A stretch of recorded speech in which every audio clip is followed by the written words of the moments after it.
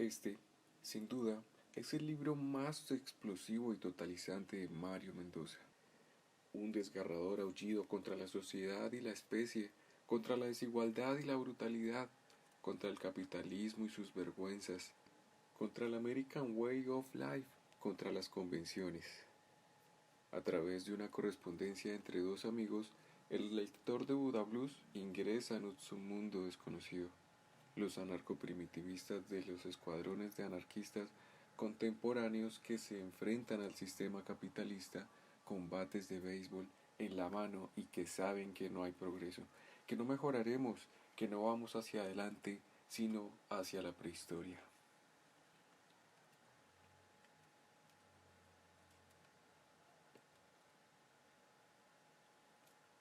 Mario Mendoza, Buda Blues. Sí, hay un fondo, pero hay también un más allá del fondo. Roberto Juarros. Capítulo 1. Proyecto Apocalipsis.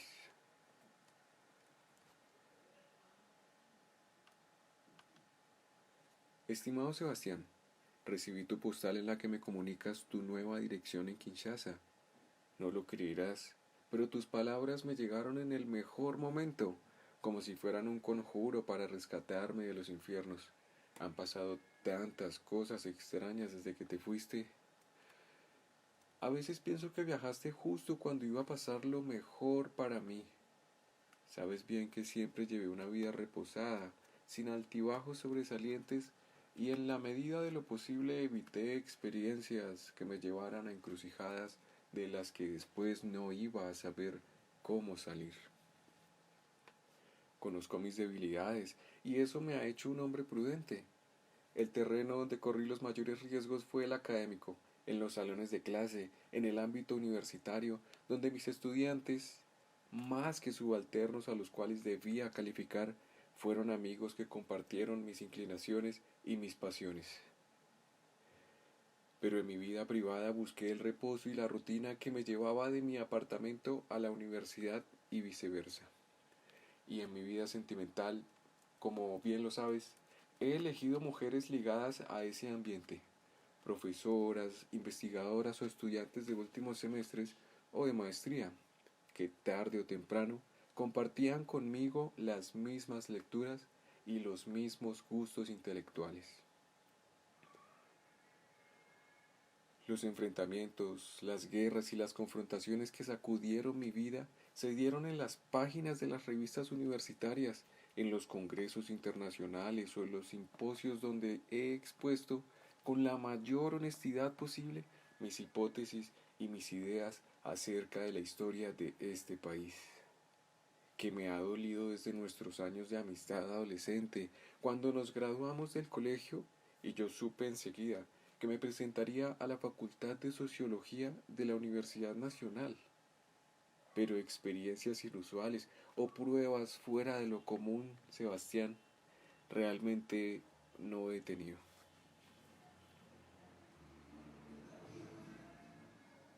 Recuerdo que cuando tú me hablabas de uno de tus viajes por el sur mexicano o por el Amazonas peruano, o cuando me relatabas con lujo de detalles tus aventuras amorosas, con extranjeras trashumantes, o con jóvenes hippies que se iban a la cama contigo a los pocos minutos de conocerte, yo no podía sino admirarte, envidiarte y preguntarme si mi vida sedentaria y plana no sería la consecuencia de mi mediocridad y mi falta de imaginación. Hasta que aprendí a aceptarme tal y como era, calmado, paciente, silencioso. Sin embargo, de ese profesor que solía subir y bajar por la calle 45, bien fuera de ida o de vuelta de la Universidad Nacional, ya no queda nada. Ni siquiera la mirada o la sonrisa, pues hace poco me miré en un espejo y no me reconocí.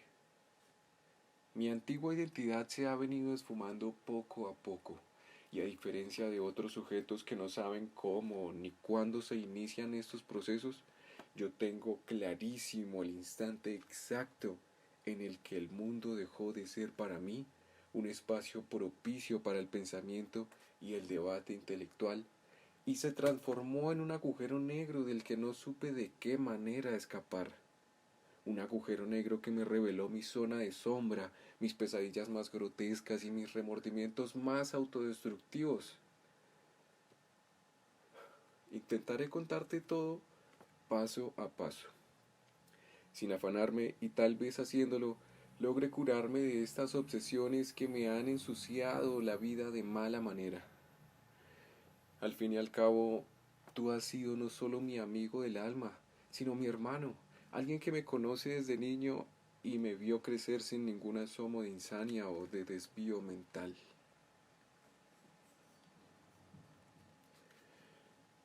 Un viernes, en las horas de la tarde, cuando me disponía a cerrar la oficina de la universidad para dirigirme a mi apartamento y empezar a disfrutar del fin de semana, me llegó un mensaje urgente de medicina legal en el que me comunicaban que un cadáver desconocido que acababa de llegar a esta institución podía ser el de un pariente mío, el tío Rafael, el hermano de mi padre, pero que no estaban seguros de ello y que por eso me pedían encarecidamente que me acercara a esta dependencia para hacer un reconocimiento del cadáver y afirmar mi parentesco o descartarlo.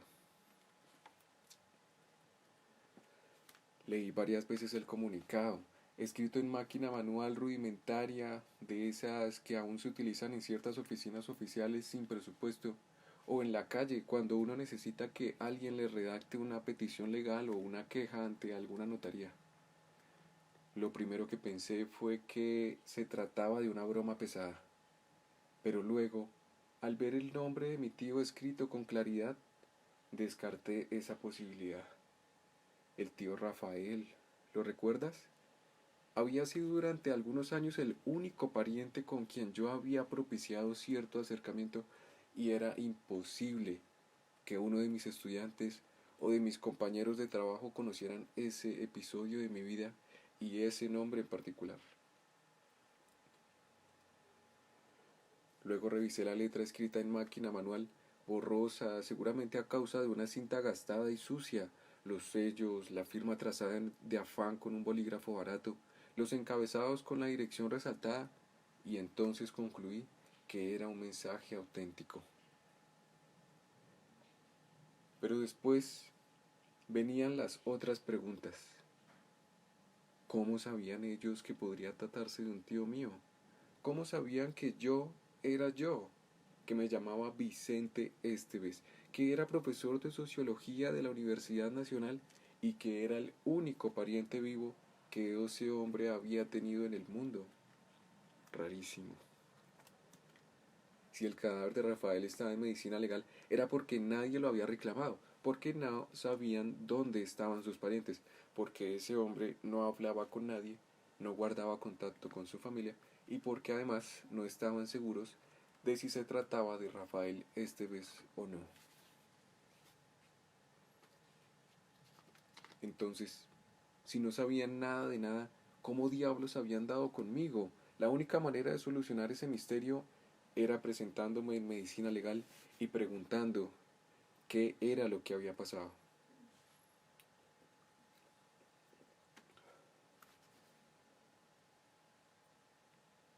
Y aunque te parezca ruin y mezquino, lo primero que se me pasó por la cabeza, como una ráfaga instantánea, fueron los gastos de un sepelio decente, el entierro, la funeraria. Adiós a mis ahorros que pensaba invertir en un año sabático por fuera del país, tal vez tomando notas para un libro que quería escribir hacía tiempo, la poesía chicana como conciencia histórica, o para ahondar en la investigación que en mi concepto había dejado inconclusa, una visión erótica de la Iglesia Católica. Después, arrepentido y avergonzado por una idea tan miserable, cerré la oficina y tomé la decisión de dirigirme a medicina legal, a ver si ese hombre que estaba allí entre los refrigeradores junto a otros cuerpos maltrechos y sangrantes era el de mi tío, la oveja negra de la familia, que desde muy joven se había alejado de los suyos para construir una vida extraña y desconocida de la que nadie, a través de los años, había tenido noticia. Crucé la ciudad en mi pequeño Volkswagen metiéndome en el tráfico de la calle 26 y después en las filas interminables de autos que regresaban del trabajo a esa hora por la avenida Caracas hacia el sur. Para empeorar aún más la situación, una lluvia torrencial inundaba las calles, los andenes y había dañado varios semáforos del centro de la ciudad. Mientras esperaba pacientemente frente al volante, recordé la cara de Rafael, su porte delgado y erguido, con ese aire aristocrático que tenía en la mitad de una pobreza infame, barbado, con sus ojos de lechuza al acecho, atento a cualquier estupidez de sus interlocutores para empezar a sonreír con ese aire de desprecio que tanto lo caracterizaba. Durante mis años de rebeldía adolescente, yo lo había admirado de manera irrestricta, me había enfrentado a la familia buscando alinearme con él y me había identificado con su posición de intelectual marginal que no negociaba principios ni cedía terreno ante las presiones de una sociedad mediocre y deshonesta.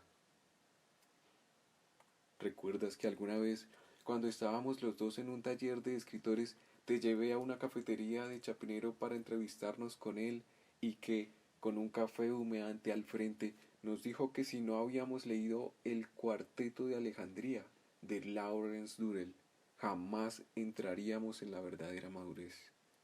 A continuación empezó a explicarnos cómo la pasión corporal y física, la posición carnal, suele confundirse con el auténtico amor y que sólo los años le enseñan a uno que el amor es más cercano a la amistad y la camaradería, donde no poseemos al otro, sino que conquistamos el mundo a su lado. ¿Recuerdas cómo lo escuchábamos con la boca abierta, idiotizados, como si estuviéramos oyendo las palabras de un profeta? Nos despedimos de él y sin dudarlo entramos de inmediato a la librería Buchholz, en la calle 59, y reuniendo dinero entre los dos y sacando todos nuestros ahorros del mes, compramos la vieja edición de bolsillo del Cuarteto, publicada por Sudamericana. ¡Qué escena tan maravillosa! Los dos cachorros intentando robar sabiduría para enfrentarse al mundo. A partir de ese día, y durante los siguientes 6 o 7 meses no hablábamos de otra cosa que de Justin, de Melissa, de Clea y del viejo Darley, que sólo podrían escribir su obra literaria cuando comprendieran que el amor y el sexo están íntimamente ligados a la escritura, al eros como potencia de vida, como infinita generosidad que se despliega en palabras, en chorros de lenguaje que inundan el mundo para modificarlo desde adentro, desde sus estructuras más íntimas y secretas. Cuánto aprendimos en las palabras de Durrell y cómo le agradecimos a Rafael entonces su consejo. Llegué a medicina legal en medio de un aguacero torrencial. Varios indigentes que ahora recorren el Parque Tercer Milenio en busca de sus antiguos recuerdos del cartucho, cuando esa zona de la ciudad era en realidad un pasadizo a un mundo de miseria, vicio y abandono. Rondaban el sector con sus ropas mugrientas, sus miradas de animales salvajes y sus trastos al hombro, seres nómadas ancestrales que nos recuerdan nuestros primeros tiempos, cuando recorríamos el planeta con garrote en mano y dormíamos donde nos cogía la noche en cuevas o guaridas que nos protegían de las inclemencias del clima y de las otras bestias que deseaban devorarnos.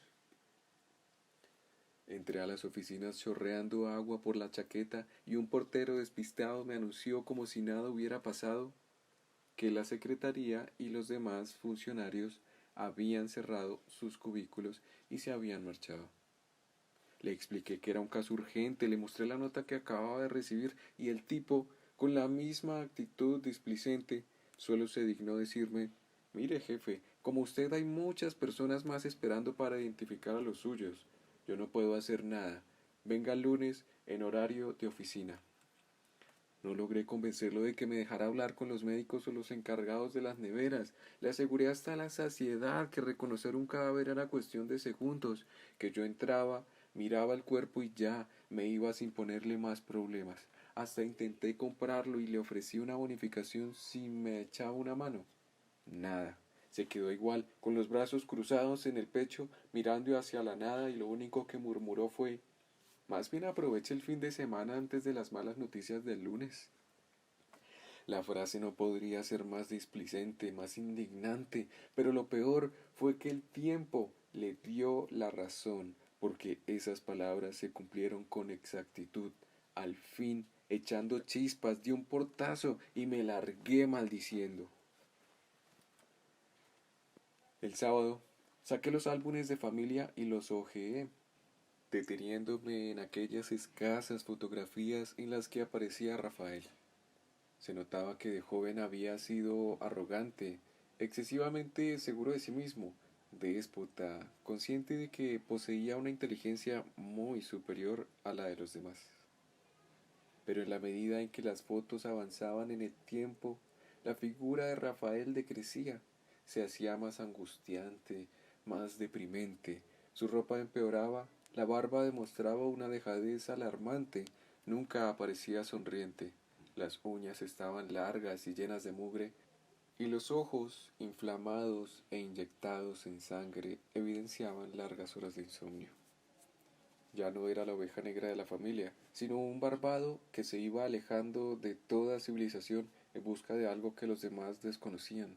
En las últimas fotos ya ni siquiera miraba a la cámara, sino que su figura apenas esbozada cruzaba al fondo, junto a una puerta, en el patio o al lado de unas escaleras.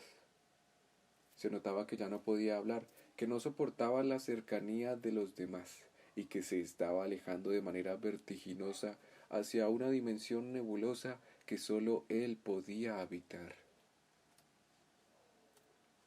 Me dio escalofrío al cenar los álbumes. Llevaba mucho tiempo sin pensar en él, tal vez 8 o 10 años. Como recordarás, cuando mis padres murieron en el accidente aéreo, ya él había desaparecido y no tuve manera de comunicarle su defunción para que asistiera al entierro.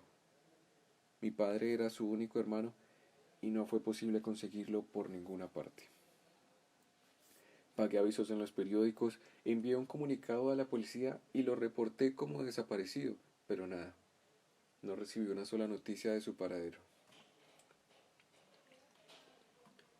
Como soy hijo único y mi madre tampoco tenía hermanos, me di cuenta de que solo quedábamos él y yo, y que necesitaba encontrarlo para quizás con su ayuda mitigar el dolor que entonces me embargaba. Pero no pude hallarlo y con el paso de los meses me dije que tal vez había muerto lejos de nosotros, en otro país o en otro continente, y me olvidé de su extraña personalidad y de su figura marginal, hasta que de repente, sin previo aviso, me llegó la notificación de medicina legal anunciándome su posible defunción. ¿Te acuerdas, Sebastián, alguna vez conversando en la casa de mis padres, nos imaginamos mil destinos para ese tío descarriado y medio loco, que se había embarcado con rumbo al África, que se había internado en el Amazonas en busca de una tribu salvaje como los Nukat Makut, o que había decidido ganarse la vida como pescador en la Antártida? Fábulas descabelladas que tejíamos para ponerle un poco de sabor a la extraña desaparición de Rafael. Pero la verdad era que mi padre, un hombre razonable, comedido, amoroso y sencillo, estaba harto de ese hermano pedante y engreído que siempre se había sentido superior a él. Justamente por ese hastio, la lejanía y la posterior desaparición de Rafael no lo afectaron. Antes bien, las sintió como un alivio, como si le quitaran una pesada carga de encima. Es fácil imaginar también que mi tío debió pedirle dinero prestado 1000 veces a mi papá para una cosa y para la otra, y que en una situación semejante la ausencia de un vago pedigüeño es una bendición. El domingo saqué las cartas de mi familia y busqué alguna escrita por Rafael o destinada a él. Solo encontré una breve nota dirigida a mi padre en media hoja de cuaderno, escueta, con una letra torcida y nerviosa, y cuyo contenido me pareció entonces completamente incomprensible. Estamos ciegos y es difícil percibir su efecto, pero ahí está, rondándonos, aplastándonos, embruteciéndonos. No pienso continuar bajo su efecto. Tarde o temprano escaparé de su zona de influencia. Eso era todo. Tenía un tono paranoico, delirante, y pensé tal vez se le había escrito a mi padre en medio de alguna borrachera o bajo el efecto de algún sedante o somnífero que habría ingerido para poder dormir. En las horas de la tarde, como producto de la fuerte presión emocional a la que estuve sometido, empecé a sentir dolor de cabeza que me condujeron a la cama. A las 6 de la tarde estaba nadando en fiebre y las amígdalas inflamadas me impedían comer o beber cualquier clase de líquido. Esa noche tuve pesadillas atroces en las cuales Rafael me culpaba por su muerte, una muerte atroz, sangrienta, entre gritos y desesperación y gestos que desmanaban ayuda. Me levanté muchas veces ahogado, con las sábanas empapadas en sudor y murmurando disculpas delirantes. El lunes, atiborrado de pastillas para la fiebre, el catarro y los dolores de cabeza, me presenté a las 8 de la mañana en medicina legal. 2 secretarias revisaron la nota, buscaron en unas carpetas y después de ir y venir de un lado para el otro y de realizar un par de llamadas, me comunicaron entre sonrisas idiotas que lo lamentaban mucho, pero que no se podía llevar a cabo el reconocimiento del cadáver porque en realidad no había ningún cadáver para reconocer. Casi estallo de la ira. Una de ellas, la más vieja, intentó controlarme con una explicación escueta. Sí hay cadáver, señor Esteves, pero está irreconocible. Lo encontraron cuando ya llevaba varios días en proceso de descomposición. Entonces, ¿qué carajos estoy haciendo aquí? Necesitamos que usted nos indique si puede tratarse de su pariente o no. ¿Y qué quiere que haga? ¿Una sección de espiritismo? ¿O qué? Mire, señor, si no se calma, no vamos a poder ayudarle. Extrajo un papel de uno del escritorio y me lo mostró. El cuerpo fue hallado en una pensión cerca del mercado de San Victorino, aquí a pocas cuadras, y la fiscalía selló la habitación hasta averiguar de quién se trata. Vamos a darle una autorización especial para que entre y revise los objetos personales del occiso. ¿Y cómo llegaron a mí? ¿Cómo saben que puede tratarse de un pariente mío? En el pantalón solo se encontró una tarjeta de una librería, la librería Merlín, y su dueño, el señor Célico Gómez, nos dijo que por las señas él sabía de quién se trataba, que era el señor Rafael Esteves, cliente asiduo de la librería, y que tenía un sobrino, el señor Vicente Esteves, que trabajaba como profesor en la Universidad Nacional. ¿Usted? ¿Célico? Repetí el nombre como si toda esa historia me pareciera pura ficción, una trama policíaca de mal gusto, inventada solo para mortificarme y hacerme salir de mis casillas. ¿Te acuerdas de Célico, Sebastián? Ese personaje medio chiflado al que solíamos comprarle libros muy cerca de la avenida Jiménez en un pasadizo que comunicaba 2 carreras y que estaba permanentemente atiborrado de ensayos y novelas desde el piso hasta el techo. El tipo nos conseguía varias veces libros por encargo, novelas, obras de teatro, poesía y antologías de cuento que ya estaban descontinuadas hacía rato. El buen Célico, que vivía 5 centímetros por encima de la realidad y al que no volvimos a visitar desde una noche en que nos atracaron a la salida de la librería y nos robaron hasta los zapatos. ¿Recuerdas? Su delgadez extrema, sus ojos de ratón de biblioteca, su sonrisa espléndida. Pues ahora, muchos años después de haberlo olvidado por completo, su nombre reaparecía en una dependencia oficial ligado a la trágica muerte de mi tío. De todos modos, hice la última pregunta antes de ceder del todo. ¿Y si encontraron el cuerpo en una pensión, como dice usted, por qué no le preguntan al dueño o a la persona que le arrendó la habitación quién era ese hombre?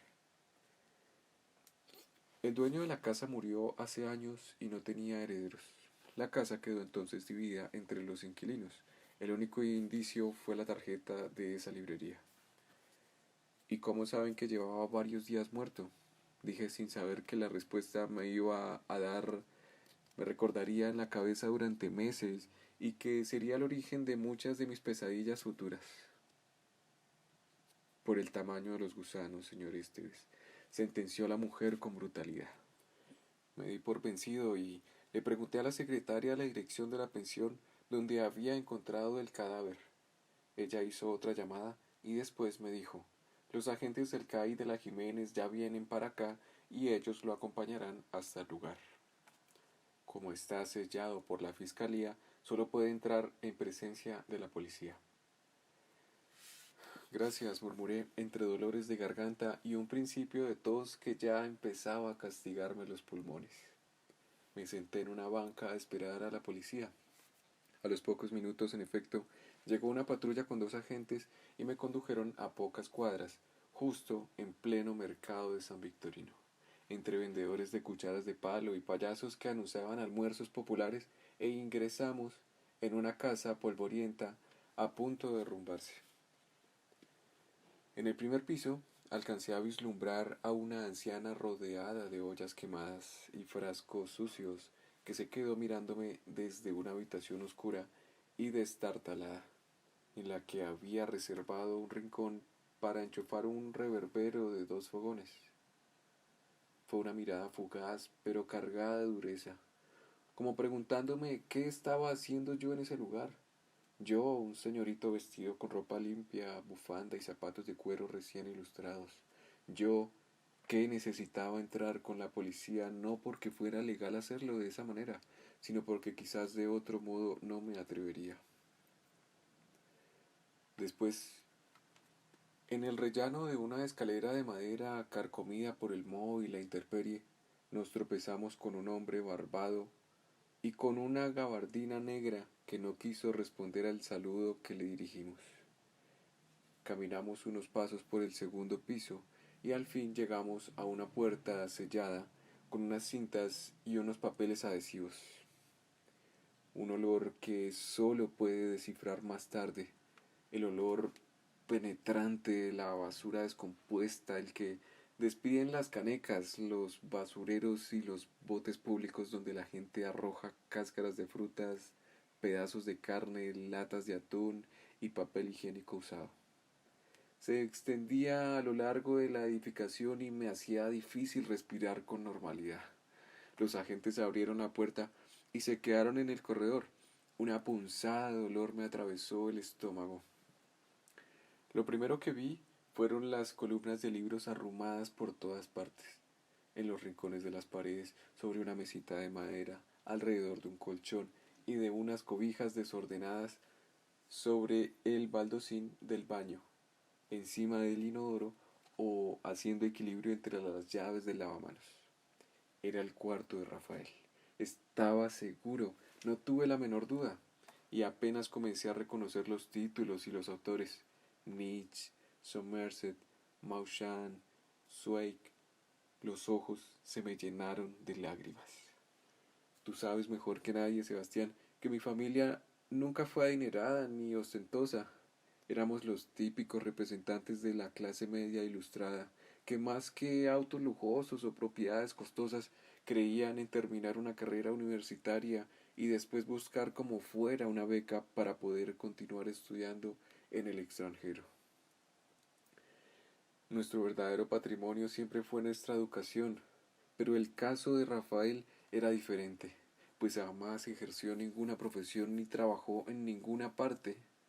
Rafael era un autodidacta radical, un lector de esos que ya no existen, que invierten las horas y los días entre los libros, sin comer, sin dormir, como si el mundo de afuera hubiera desaparecido o perdido su importancia. Él no leía por educación o cultura, no. Leía porque en las páginas de los libros encontraba la energía y los argumentos necesarios para continuar despreciando un mundo que aborrecía, que detestaba con todas sus fuerzas y al que algún día le encantaría aniquilar, bombardear, fumigar. Quien lee así con rabia desde una anarquía secreta convierte los libros en armas, en fusiles, en granadas, en ametralladoras y permanece la vida entera con el dedo en el gatillo. Por eso, la sensación que tuve apenas empecé a leer los títulos y los autores fue la de haber entrado al escondite de un terrorista, a la guarida de un rebelde solitario dispuesto a cualquier cosa. Y esa impresión, aunque te parezca extraño, me conmovió. En un mundo tibio y mediocre, pacato, cobarde e hipócrita, donde la gigantesca mayoría cede, negocia y hace concesiones, de repente tropezarse con un radical es una lección de entereza, de convicción profunda, de severidad física y espiritual. Aunque no estemos de acuerdo con ellos, aunque estén equivocados, sus excesos nos recuerdan un principio fundamental, que la vida solo merece ese nombre en los extremos. Quienes se mueven en el centro tienen derecho a crecer, a reproducirse y a morir, pero solo aquellos que caminan por bordes peligrosos y eligen los límites como sus territorios cotidianos, solo ellos sienten el verdadero estremecimiento de estar vivos. Todo esto que te escribo en medio de una infinita tristeza, lo pensé en segundos, mientras recorría ese cuartucho miserable donde mi tío había pasado quién sabe cuánto tiempo metido entre las páginas de ciertos libros que seguramente fueron sus únicos amigos y su única familia.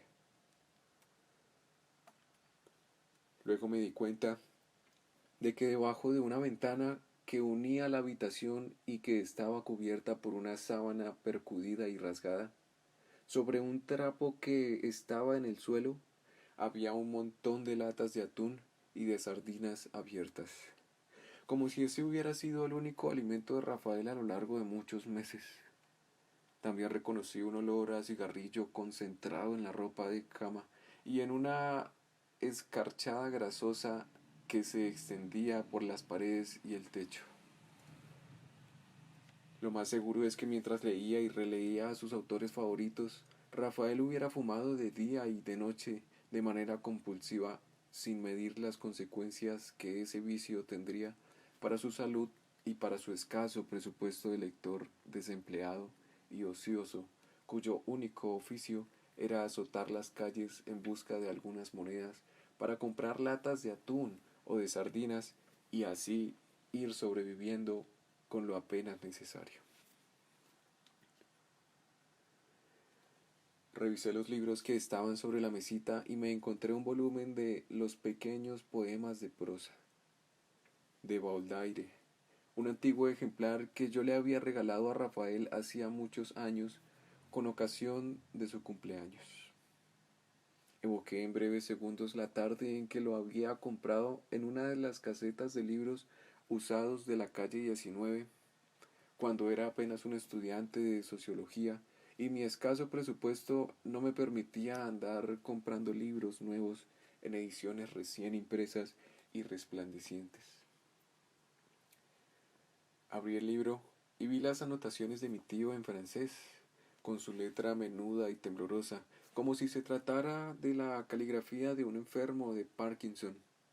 Reconocí frases que aludían a la presión de la nueva ciudad industrial sobre una clase de individuo que había surgido entonces y sobre el que no había antecedentes, el hombre de la multitud, Poe, el solitario que vagabundea entre la masa, el nuevo holgazán errático que no encaja en el conjunto general, que desentona en ese aire de progreso e ingenua esperanza que se extiende por toda la Europa mercantil y capitalista, que en lugar de cumplir con los ideales de la Revolución Francesa, lo que hará será hundirse en el próximo baño de sangre de 2 guerras mundiales.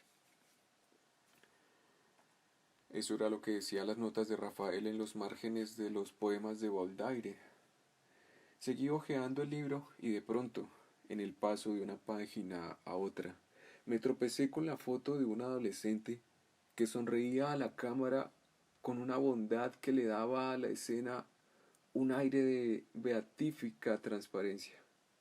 Empecé a llorar sin poderlo evitar. Era yo. Era una foto mía a los 14 años o 15 años de edad. ¿Por qué Rafael había guardado esa foto y lo había hecho precisamente en ese libro. ¿Quién se la había dado? ¿Mi madre o mi padre? ¿La había pedido él especialmente o la había robado de algún álbum en un momento de descuido familiar? Recordé que el día en que me habían tomado esa foto estaba en pijama y con una pierna enyesada. Mi madre me hizo cambiarme la camiseta, me peinó hacia atrás, salimos al patio de la casa para que la luz fuera aún más potente y le dio la orden al fotógrafo de que tomara la foto solo de los hombros hacia arriba. De algún modo, pensé con la foto entre las manos, esa toma era una metáfora perfecta de mi vida. La parte de arriba sonriente y con una apariencia impecable, y la parte de abajo sucia, sin bañar y enferma, casi paralítica. No, no me definía a la perfección esa lejana fotografía adolescente. Lo sabía Rafael con su perspicacia habitual y por eso la había guardado. Después, continué revisando los libros y me tropecé con notas en inglés y en alemán, idioma este último del que no entiendo sino muy escasas palabras. La erudición de Rafael era apabullante, pero en la medida en que hurgaba entre sus libros una idea se iba delineando poco a poco en mi mente, que hay un tipo de inteligencia descomunal, punzante, salida de lo normal, que en lugar de beneficiarnos lo que hace es hundirnos en un mare magnum de confusión general, hastio y resentimiento. Ese tipo de inteligencia no es un privilegio, sino un castigo. El que la posee no la disfruta, la padece como una infección, como una fiebre que cada cierto tiempo regresa y aniquila las defensas y destruye todo el cuerpo, o como una llaga que de vez en cuando vuelve y se abre para derramar su pus maloliente e infecta. En contraste con ese tipo de inteligencia, la incultura es una bendición.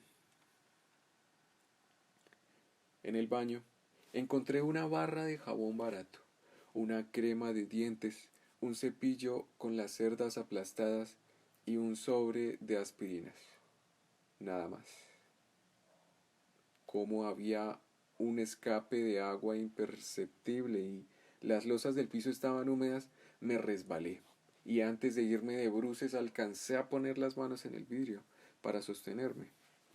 Recuperé el equilibrio y entonces me fijé en que en la parte trasera de la gaveta, donde estaba el espejo, medio suspendida, a punto de caerse sobre el lavamanos, había aparecido una libreta pequeña junto a un ejemplar del periódico amarillista El Espacio, como si Rafael la hubiera acuñado al muro con las páginas del diario y el brusco movimiento del espejo la hubiera hecho desprenderse hacia abajo. La jalé con suavidad y le eché un vistazo. En la primera página, Rafael había escrito a manera de título La cosa. Y a partir de la segunda página, venía una especie de narración desenfrenada y nerviosa que se extendía a lo largo de unas 40 o 50 hojas. Disimulé, revolví aquí y allá y curioseé y sin que los policías se dieran cuenta, me metí la libreta en uno de los bolsillos de la chaqueta. Finalmente me acerqué a la puerta y les dije con la voz apagada: sí, son los libros de mi tío. No me cabe la menor duda. Encontré incluso una foto mía cuando era adolescente. Recuerde que no puede llevarse nada hasta que no se califique la identidad de los hizo. Todo quedó donde estaba.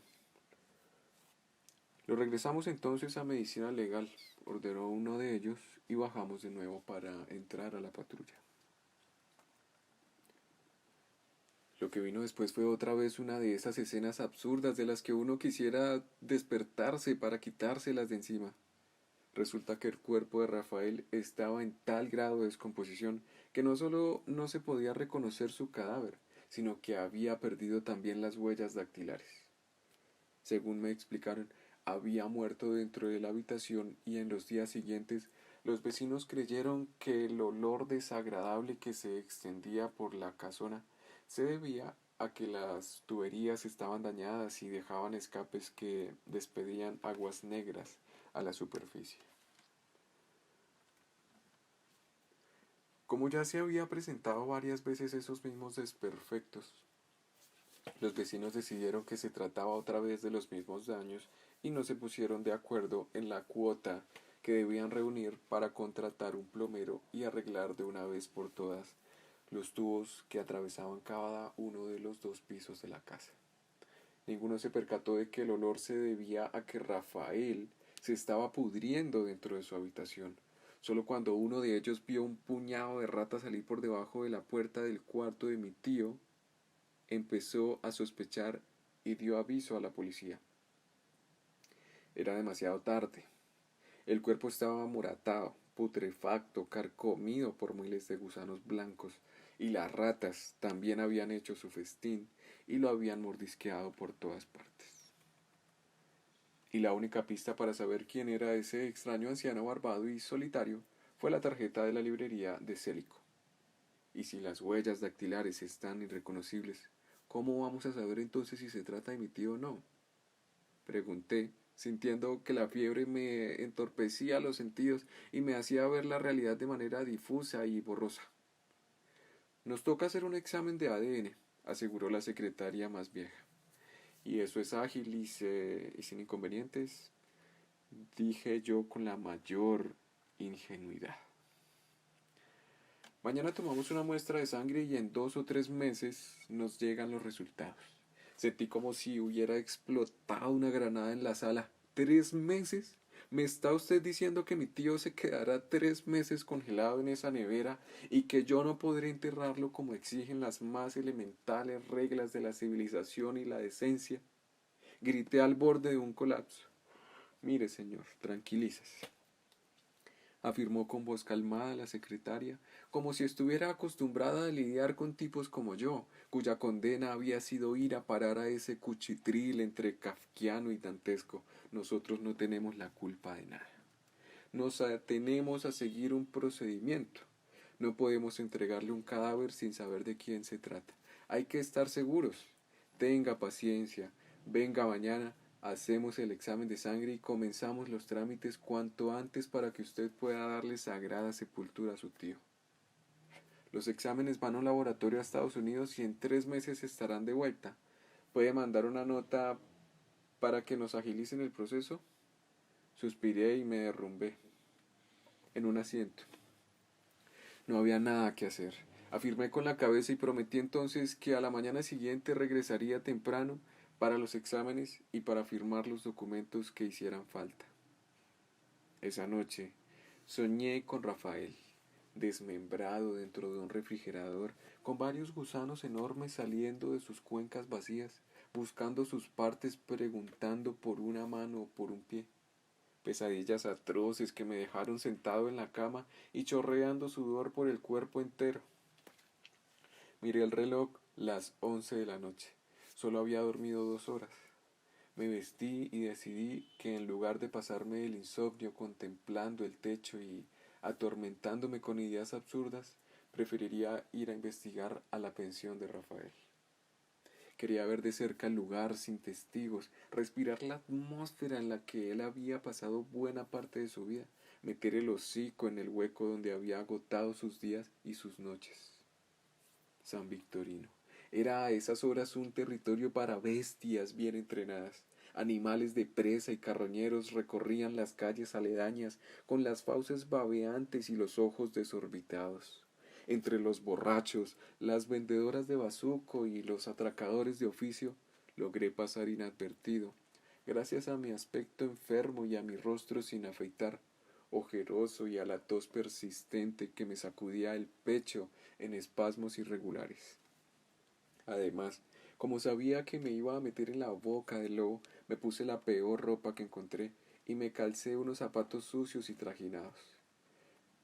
Eso me permitió llegar hasta la pensión ileso y en la puerta me tropecé al hombre barbado de la gabardina negra que en las horas de la mañana había bajado las escaleras sin responder al saludo de la policía ni al mío. Me reconoció enseguida y me interpeló sin mirarme a los ojos, como si estuviera hablando con otra persona. Aquí los sapos no son bien vistos. Me di cuenta de que le faltaban los dientes delanteros y que dos colmillos largos y amarillentos le acentuaban un perfil perruno y de vampiro, mal trajeado, enfermo, sin empleo. No trabajo para la policía. Hoy vine porque soy el sobrino de Rafael, el hombre que se murió en el segundo piso. El tipo giró la cabeza y me miró con curiosidad, sin la agresividad anterior.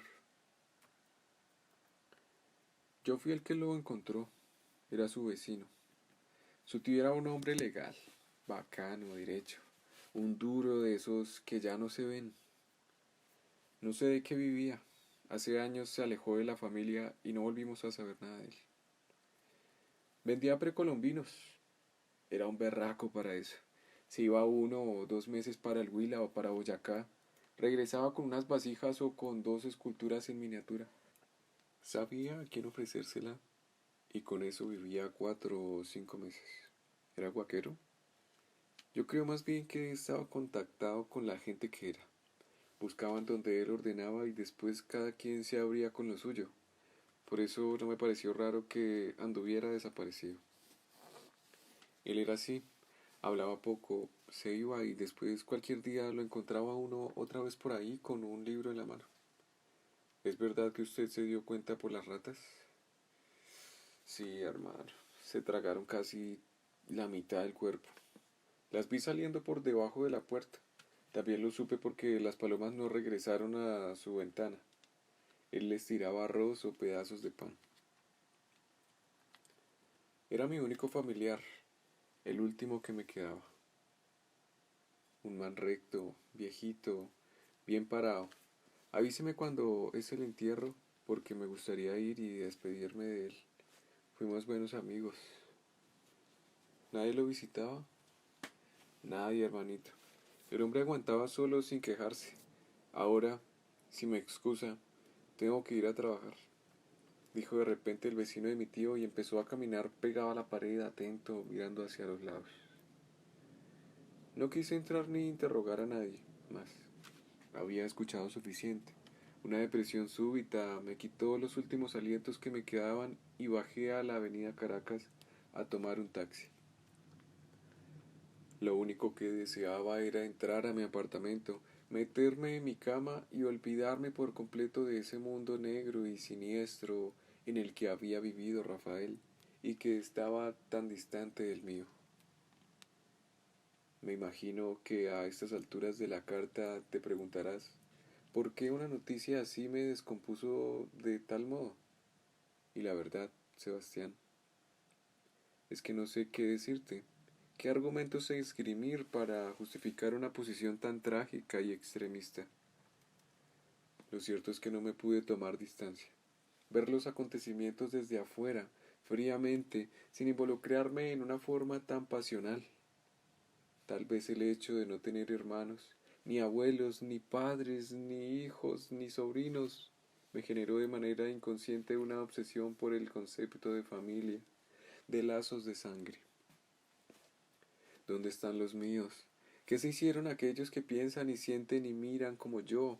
Y entonces, cuando apareció extraviado en el pasado un tío a quien yo había respetado y admirado, y supe de su vida malograda y triste, me vine abajo y me hundí en una melancolía que me deprimió hasta mirarme todas las defensas.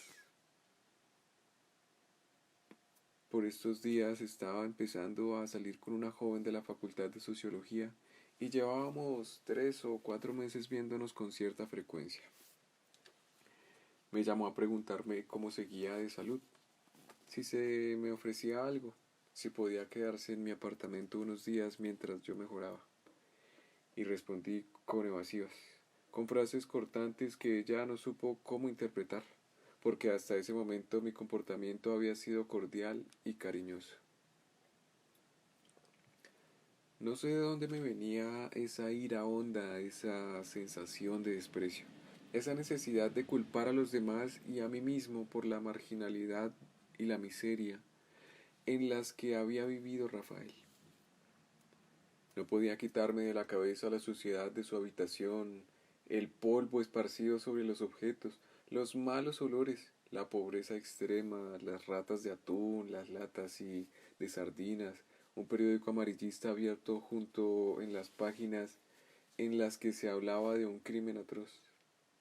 Eran esas sus lecturas durante el almuerzo, su compañía cuando se sentaba a comer entre vagabundos y vendedores callejeros o en restaurantes populares.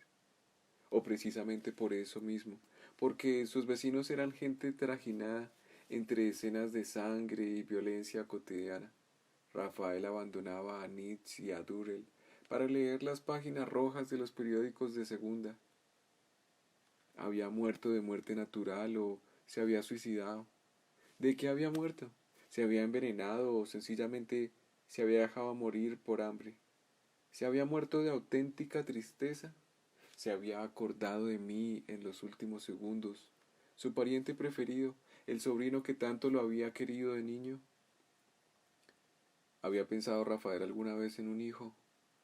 Ese hijo tal vez llevaba mis ojos, mi sonrisa, la expresión de mi cara. Todas estas preguntas, Sebastián, entre muchas otras, me rondaban la cabeza desde que me levantaba hasta las horas de la noche, cuando entraba en la cama y me daba cuenta de que seguía atrapado en la misma idea con las que me había despertado de la mañana. Habría querido parar la cabeza, doparla, sedarla, para que dejara de delirar y yo pudiera recobrar algo de mi antigua lucidez perdida.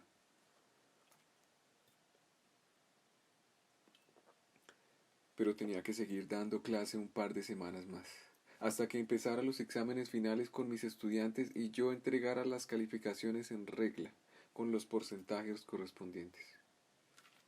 Así que hice el esfuerzo, disimulé mi mala aventura y por 2 semanas más llevé una doble vida.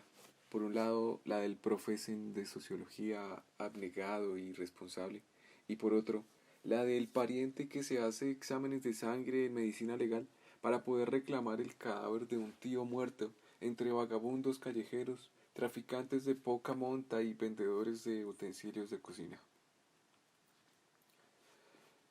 Una tarde visité la librería Merlín, la vieja librería de Célico Gómez que solíamos frecuentar cuando éramos estudiantes y que tantas sorpresas nos disparó entre sus estantes torcidos y sus pilas de libros sin clasificar.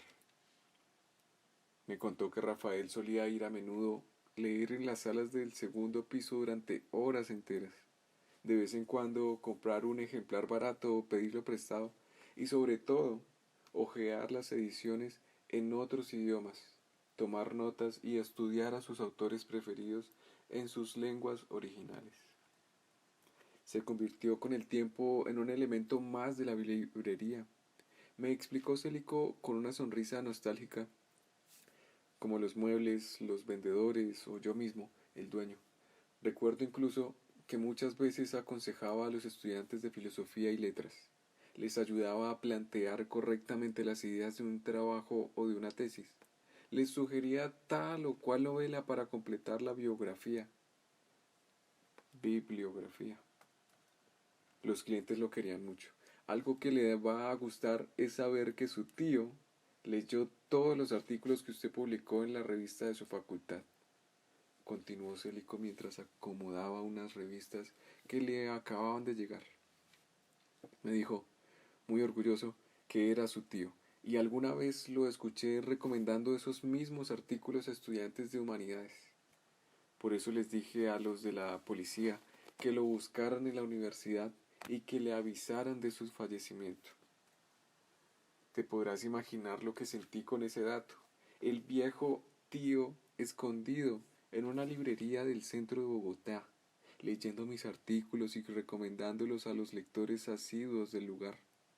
Era demasiado para que yo no me desmoronara por dentro, así que solo alcancé a balbucear 3 o 4 frases de gratitud y salí a la calle con mareo y sintiendo que mi cuerpo en lugar de recuperarse, seguía hundiéndose en la enfermedad y la depresión. Ahora voy a contarte una escena para que puedas medir el nivel de mi confusión y mi locura.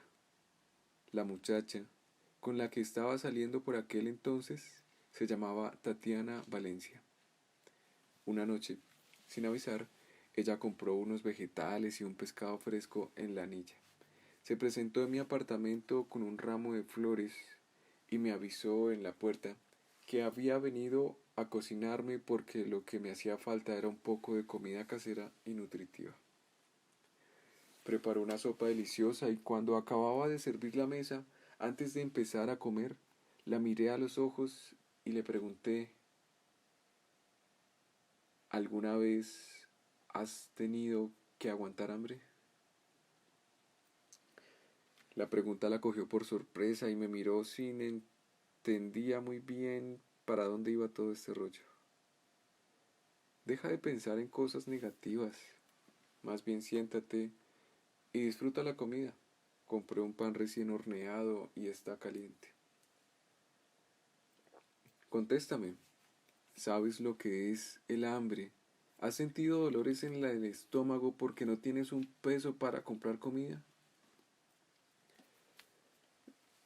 No sé a qué viene todo esto. En mi casa no había lujos, lo sabes bien, pero no, nunca tuvimos que aguantar hambre. Vengo de una familia de clase media.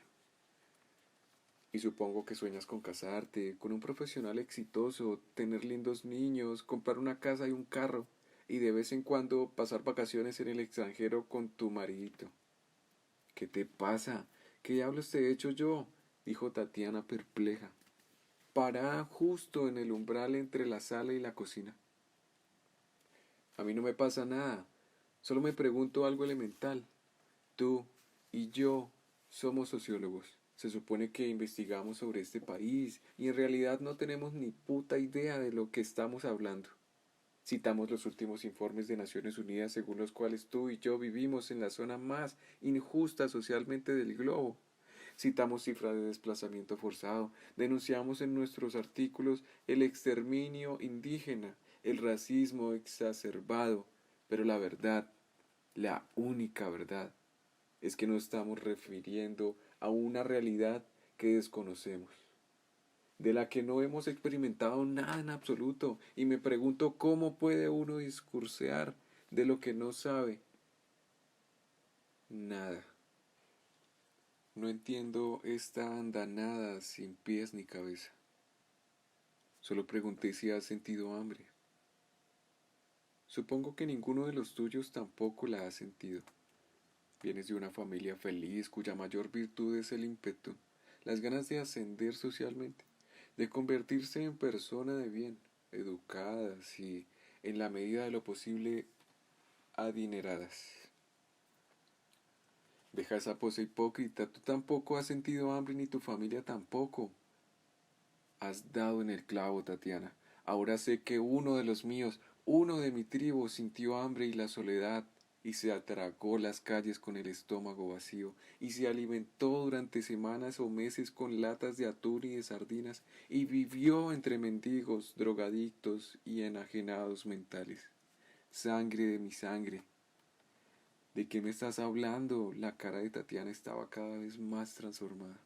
¿Estás sorda? En estos días me he enterado de que esa realidad de la que yo hablaba en mis artículos, esas tasas de desempleo y esa población marginal que no tiene acceso a la salud ni a las calorías necesarias para vivir normalmente, esa realidad era, sin que yo lo supiera, la de mi propia familia. Por eso, la linda niña de clase media cocinando su sopita para su noviecito enfermo me tiene sin cuidado. Tatiana empezó a llorar, cogió su bolso y buscó la puerta de salida. Alcanzó a farfullar antes de irse. Lo siento, solo quería que te mejoraras. Nacía, no hacía más. Alcancé a escuchar sus gemidos mientras bajaba las escaleras del edificio. ¿Te imaginas semejante disparate? Una joven inteligente y maravillosa viene a demostrarme todo su cariño y toda su lealtad, y yo, en lugar de agradecérselo, lo que hago es sacar la navaja y empezar a tirar lances a diestra y siniestra. Te cuento esto para que veas lo mal que estaba por aquellos días y la mala onda que empezaba ya a apoderarse de mi cabeza. Apenas terminé de hacerme el examen de sangre y de llenar los formularios para identificar ese cuerpo que aún permanecía en las neveras de medicina legal. Una noche, con el resfriado en su punto más crítico, abrí la libreta que había tomado del cuarto de Rafael y releí el título, La cosa. Me pareció un título rarísimo, que no le traía a uno ninguna imagen inicial. Pasé la página y me concentré en los primeros párrafos. Se trataba de una disquisición de unas 40 hojas, de un texto cuya exposición apuntaba a un centro muy claro. Todo a nuestro alrededor está diseñado para embrutecernos, para mantenernos empantanados, en una mediocridad afectiva, moral, política, intelectual, física. Rafael sentía que la educación tradicional era en realidad una manera de ir cegando a nuestros niños y a nuestros jóvenes, de irlos preparando para que el sistema los manchacara más tarde a su antojo. Ninguna materia está diseñada para entusiasmar, para seducir, para fomentar la alegría del conocimiento. Todo lo contrario, cada maestro deposita en su clase sus propias frustraciones, su tristeza, el estruendoso fracaso de su vida, y de ahí en adelante el sistema entero se encargará de irnos moldeando para que jamás despertemos de ese marasmo que es la vida de manso, empleado, eficiente. Las propagandas, los telenovelas y los seriados televisivos, los noticieros de radio y televisión que siempre mienten y que observan los hechos desde ángulos sesgados, que están bajo la supervisión de ciertos consorcios económicos, el concepto de belleza anoréxico y famélico que condena a millones de personas a sufrir con dietas y a someterse a pésimas alimentaciones, la comida chatarra que condena a los otros a engordarse hasta la enfermedad y la muerte, el consumismo aberrante, el arribismo, la xenofobia creciente, el racismo soterrado o explícito. Todo está perfectamente armado para que cada uno de nosotros caiga en la trampa y empiece a comportarse como los otros, a pensar lo mismo, a sentir lo mismo, a soñar lo mismo, a esa gigantesca maquinaria, a ese descomunal tinglado donde todo está preparado para que nuestras vidas sucumban y se hundan. Rafael lo llamó la cosa. Como si se tratara de una entidad, de un ser vivo cuyos tentáculos están por todas partes listos a capturarnos y triturarnos. Cuando vemos un comercial de champú, cuando compramos una hamburguesa no por su calidad, sino por su publicidad, cuando una mujer nos introduce en una relación sentimental melcochuda y empalagosa, cuando compramos libros de autoayuda, cuando pasamos por una agencia de viajes y creemos que ir a Disney World es muy importante, cuando pagamos una boleta para ver una película del peor cine de Hollywood, cuando comenzamos a creer que el éxito social y económico es de verdad la clave de la felicidad, cuando sospechamos que el pan es malo para la salud, en fin, cuando cualquiera de las infinitas ramificaciones de la cosa nos atrapa, estamos entrando entonces en una región cerebral de máxima estupidez, una región de la que no saldremos fácilmente. Hasta aquí los elementos más inofensivos de la cosa, porque había también un capítulo dedicado a la guerra, a los soldados, a esa cantidad de jóvenes de todas las nacionalidades engañados por gobiernos irresponsables y por políticos deshonestos y corruptos. generaciones enteras de buenos muchachos enterrados en trincheras, masacrados civiles, lanzando bombas contra niños indefensos, torturando a hombres desarmados que aúllan como animales desde el fondo de calabozos y de prisiones clandestinas en los 5 continentes. La cosa no solo embrutece, también prepara a los hombres para la muerte, los adiestra, los entrena, los convierte fácilmente en asesinos. Y después, los que logran sobrevivir a esas hecatombes y esos genocidios, regresan a casa deshechos, con insomnio, se levantan a altas horas de la noche y recuerdan los rostros de todos aquellos que mataron vilmente. Escuchan los ruegos de piedad, los sollozos de las víctimas pidiendo clemencia y entonces esos antiguos soldados no pueden compartir con los suyos, no pueden hacer una familia, no pueden comer acompañados y terminan hundidos en vasos de alcohol, buscando olvidar los crímenes que cometieron, pinchándose dosis cada vez más altas de heroína o colgándose en un garaje cuando nadie los ve ni sospecha de ellos. ¿Cuántos jóvenes habrá aniquilado la cosa?, se pregunta Rafael, tanto en el bando de las víctimas como en el de los victimarios.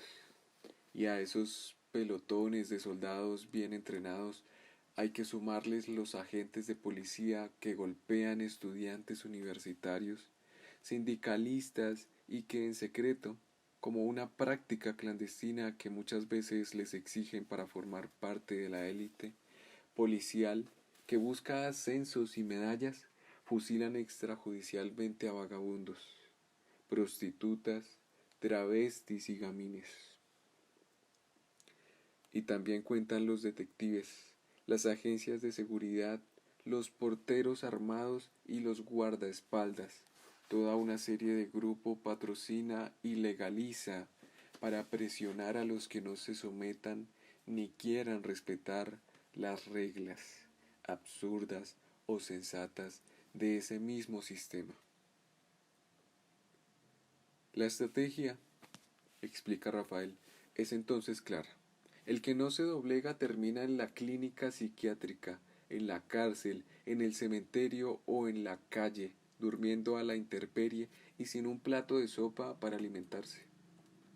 La pregunta clave es cómo revelarse a la cosa sin terminar loco, preso, muerto o viviendo como un pordiosero. Cómo estar por fuera sin que el sistema nos detecte y envíe a sus esbirros a meternos en cintura o a eliminarnos. Lo extraordinario de la reflexión de Rafael es que, con lujo de detalles, contaba cómo desde sus más tiernos años de infancia él había sentido la atmósfera nociva y el aliento malsano de la cosa. Ya desde niño sabía que los demás estaban atrapados, que eran carne de cañón, que no saldrían bien librados de ese enfrentamiento con una sociedad que ya los tenía bajo su control y su dominio. Incluso aquellos que creían que estaban en contra, aquellos que se oponían con cierta pose de extremistas marginales, estaban también sometidos, pisoteados, bien vigilados. A lo largo de sus años de juventud, entonces, la pregunta fundamental de Rafael fue cómo escapar, cómo salirse de la red, cómo huir sin aspavientos, sin llamar la atención, sin hacerse notar. No quería marchar ni llevar pancartas por la calle, no quería pertenecer a ningún grupo, no quería matricularse en ningún partido político, ni en ninguna sociedad filantrópica. No, quería vigilarse al máximo. Quería estar atento, al acecho, y negarse a terminar una profesión, no casarse, no comprar una casa ni un carro, no tener hijos y no enfermar de cáncer, ni agonizar en un pabellón de cuidados intensivos. Para escapar de la fuerza gravitacional de la cosa era preciso salirse de manera radical, en un movimiento contundente y certero, pero sin discursear, sin creerse el héroe, sin sentir ningún tipo de superioridad. Nada de eso. Solo dar un paso hacia la izquierda o hacia la derecha y abandonar la fila donde el resto de la gente parecía sentirse tan cómodamente instalado.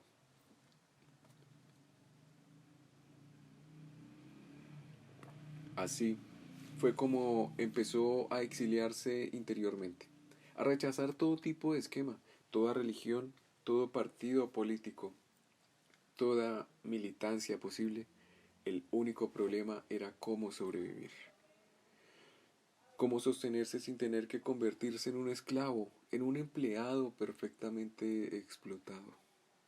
Descubrió que sus lecturas de historia y antropología lo habían preparado bastante bien para saber dónde podían existir aún restos de asentamientos indígenas y que, aparte de los datos necesarios para saber dónde cavar, él tenía además una intuición certera para dar con entierros y tumbas atiborradas de cerámicas precolombinas, oro, esmeraldas, vajillas, adornos y poporos.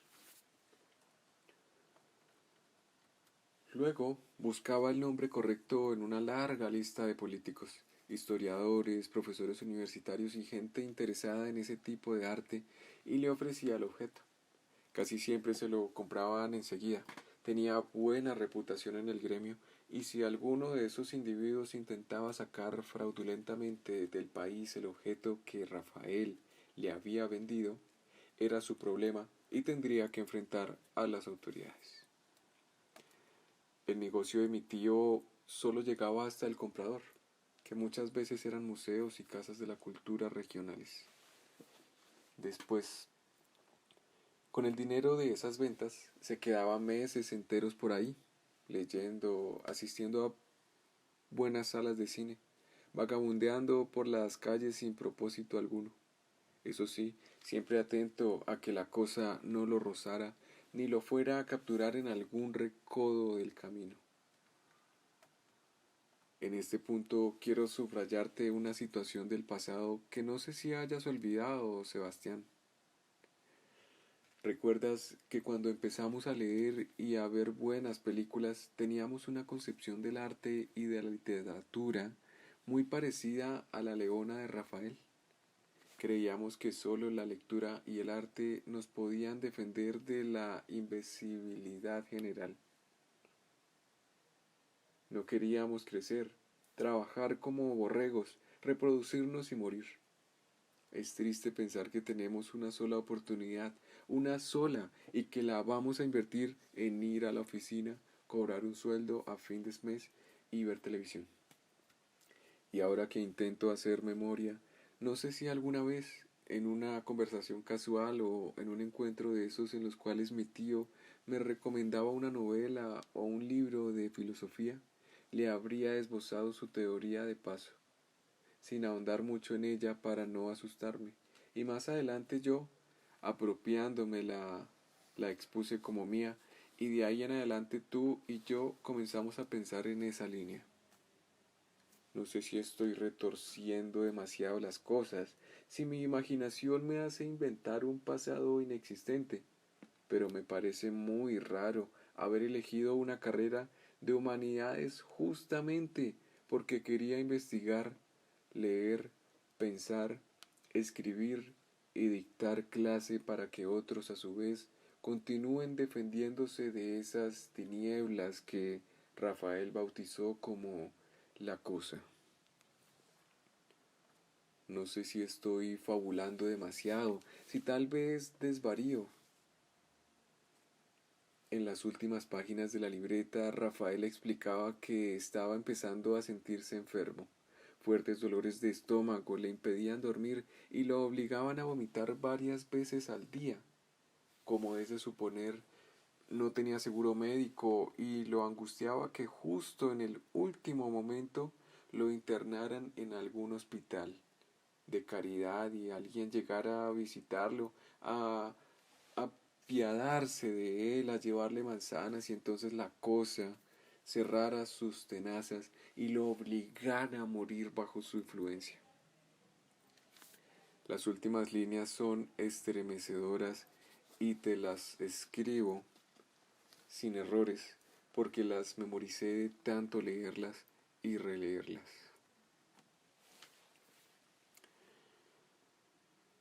No voy a someter a mis amigos a una vergüenza semejante.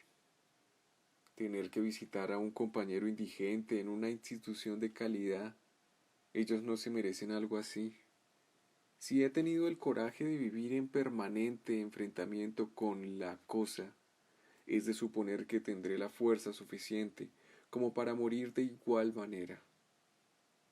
Elegí desde mi juventud ser un renegado y desde un comienzo supe el precio que tendría que pagar por ello. Ahora no voy a reblandecerme, a acobardarme, a pedir ayuda como un viejo chocho y enclenque. Recuerdo un cuento de Jack London en el que un anciano indígena está retrasando a los de su tribu en medio de una travesía invernal. Entonces da la orden de que continúen sin él, se baja del caballo con el cuchillo entre los dientes y espera a que lleguen los lobos. Cuando los ve a lo lejos, se pone en guardia, respira profundo y, con los pies bien hundidos en la nieve, espera la primera embestida para morir de pie y con el cuchillo en la mano. Quizás ha llegado el momento de bajarme del caballo y de morir dando cuchilladas en mitad de la tormenta. Tal vez llegó la hora de morir como he vivido, lejos de todo y de todos. No quiero agonizar entre camas de enfermos, entre seres de una especie que no es la mía, con un televisor al frente y visitado por enfermeras hipócritas, médicos incapaces y curas pederastas. No quiero despedirme del mundo vencido y atrapado por la cosa. Quiero morir aquí, entre mis libros, y así será. Yo decidiré el día y la hora. Lo demás es una trampa.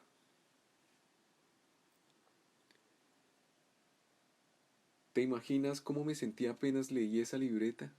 El tío Rafael, el único pariente con el que yo había sentido alguna vez empatía de verdad, una identificación intelectual y vital. Había dedicado su vida entera a combatir esa toleraña, esa telaraña en la que casi todos caemos atrapados tarde o temprano. Un guerrero secreto y agazapado, un héroe de nuestro tiempo, un soldado librando batallas invisibles. Como si esto fuera poco, en los últimos renglones quedaba claro que se había suicidado para ser dueño de su muerte, para elegir el día y la hora, para mantener a los demás a raya, para evitar que la debilidad física y la flaqueza de la enfermedad lo derrotaran y lo obligaran a caer en brazos de la cosa. Semejante actitud me despertó una admiración irrestricta. No sé si me sigues, si entiendes de qué te estoy hablando, si mis palabras son lo suficientemente claras y sinceras como para conducirte al centro de mi ser.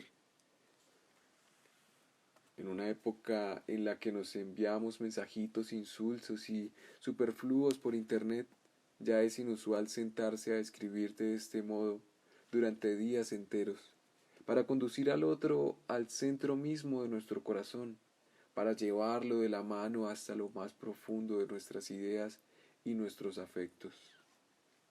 Y ahora de pronto me ha saltado una duda. Si estoy contándote las cosas con la suficiente destreza como para que te metas dentro de mí y comprendas cada una de mis reacciones, cada uno de mis sentimientos.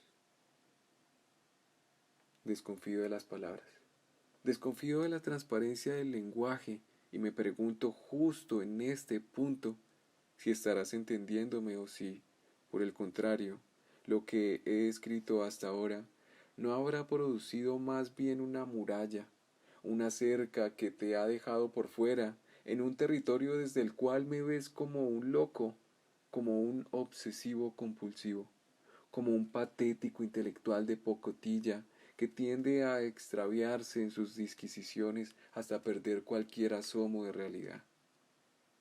Espero que no, Sebastián, porque de lo contrario lo que he hecho con estas páginas no es acercarte a mí ahora. Cuanto más necesito tu amistad, sino alejarte, empujarte a una zona desde la cual me mirarás con curiosidad y cierta perversa incredulidad.